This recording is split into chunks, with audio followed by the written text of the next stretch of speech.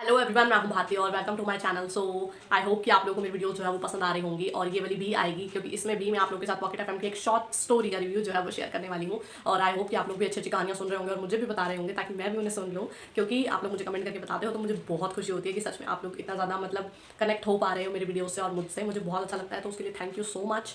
तो आज जो मैं स्टोरी का रिव्यू शेयर करने वाली हूँ उसका नाम है फ्लर्ट@लव। ठीक है, इसके जो एपिसोड है वो 11 है। ये भी एक शॉर्ट स्टोरी है। इसके ऑथर जो है वो है दीप्ति बिस्वास। वॉइस आर्टिस्ट जो है वो है कहानियों की दुनिया। ठीक है, सबसे पहले तो मैं आप लोगों को एक चीज़ बताऊंगी। इसके इंट्रोडक्शन में इन्होंने एक चीज़ मेंशन की है और वो ये है कि 18 साल से जो ऊपर वाले लोग हैं ना वही स्टोरी को सुनना। इन्होंने पहले ये चीज़ क्लियर की है कि जो 18 साल से कम वाले हैं वो ना सुने, क्योंकि ये ऐसा बोल रहे हैं कि इन्होंने जिस तरीके के वर्ड्स दिए, फिर कह लीजिए, या फिर जिस तरीके का रोमांस दिखाया वो शायद उनके लिए ठीक नहीं है।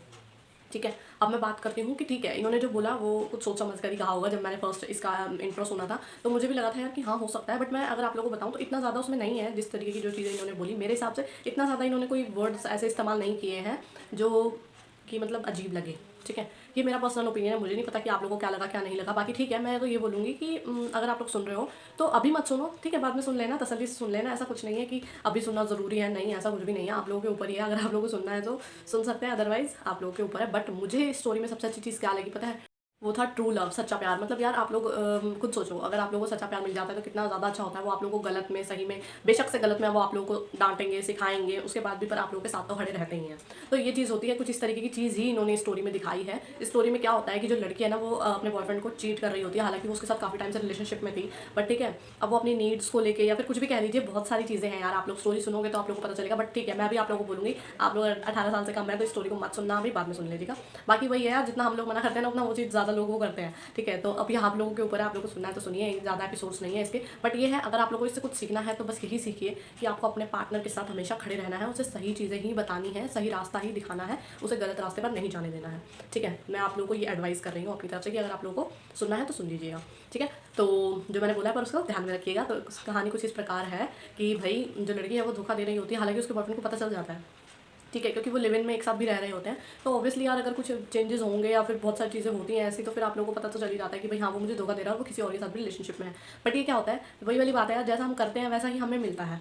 तो वही इस लड़की के साथ भी होता है कि जैसा उन्होंने किया, उनका बॉयफ्रेंड भी उनके साथ सिर्फ पैसों के लिए ही था। जो उन्होंने सेकंड वाला बॉयफ्रेंड बनाया, वो भी बस उनके साथ पैसों के लिए ही था। अदरवाइज उनका कोई ऐसा मोटिव नहीं था कि वो उनसे शादी करेंगे या फिर अपनी लाइफ सेट करना है ना, ऐसा कुछ नहीं था। ठीक है, बट जो उनके रियल वाले है, जो फर्स्ट वाला बॉयफ्रेंड है, ये कह लीजिए, जिनके साथ वो रह रही हैं लिव इन में, वो बहुत अच्छे थे। वो सच में उनसे बहुत प्यार करते थे। हालांकि वो ये भी होता है कि वो उनसे फिर उनको सारी चीज़ें ना दिखाते भी हैं कि भाई तूने जो किया ना वो कितना गलत था। ठीक है, उसकी सज़ा भी उनको इस तरीके से दी जाती है कि वो सज़ा नहीं रहती है।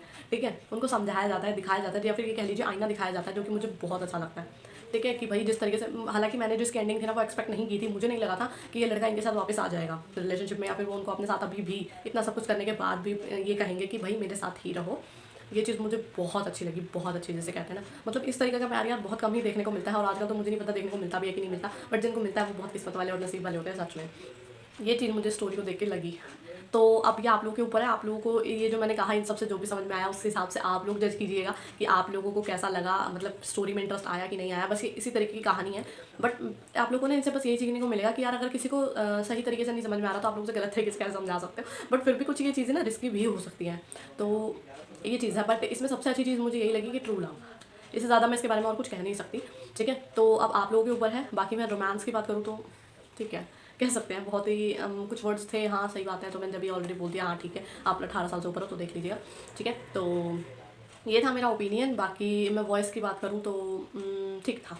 ऐसा नहीं था कि आप लोग को इंटरेस्ट ब्रेक हो जाएगा, नहीं, एक ही साथ में देख के फ्लो में खत्म, ऐसा हिसाब है। बाकी मैं तो कहूँगी अगर आप लोग कोई भी स्टोरी सुनते हो तो यार उसके पॉजिटिव चीज़ों को अप्लाई किया करो खुद पर, ना कि नेगेटिविटी की तरफ जाओ। हमेशा पॉजिटिविटी की तरफ जाओ, ये मेरा खुद का भी ओपिनियन है और मैं एडवाइस भी यही करती हूँ सबको। तो प्लीज़ आप लोग इस हिसाब से चलिएगा अगर स्टोरी को देख रहे हैं तो आई होप कि मेरा रिव्यू जो है वो आप लोग के लिए हेल्पफुल रहा होगा और आप लोगों को मेरी वीडियो और मेरा रिव्यू जो पसंद आया होगा। तो अगर आप लोगों को मेरी वीडियो पसंद आती है तो उसे लाइक करें, शेयर करें और मेरे चैनल को सब्सक्राइब करना बिल्कुल भी ना भूलें। और मुझे कमेंट करके अपने ओपिनियंस, रिव्यूज़ जो है वो ज़रूर शेयर करें कमेंट बॉक्स में, ताकि मुझे भी पता चले कि आप लोगों को कैसा लगा कैसा नहीं लगा। और स्टोरी के लिंक्स या फिर जो पॉकेट एफएम के लिंक्स होंगे वो सब मैं डिस्क्रिप्शन बॉक्स में प्रोवाइड कर दूँगी, आप लोग जाके देख लीजिएगा। अगर आप लोग को सुनना है तो सुन लीजिएगा, इंटरेस्ट आता है तभी सुनिएगा, अदरवाइज मत सुनना। ठीक है, तो क्योंकि इतना ज़्यादा कुछ खास नहीं है, तो आप लोगों के ऊपर ही है, सुनना है सुन लीजिए, अदरवाइज रहने दीजिएगा।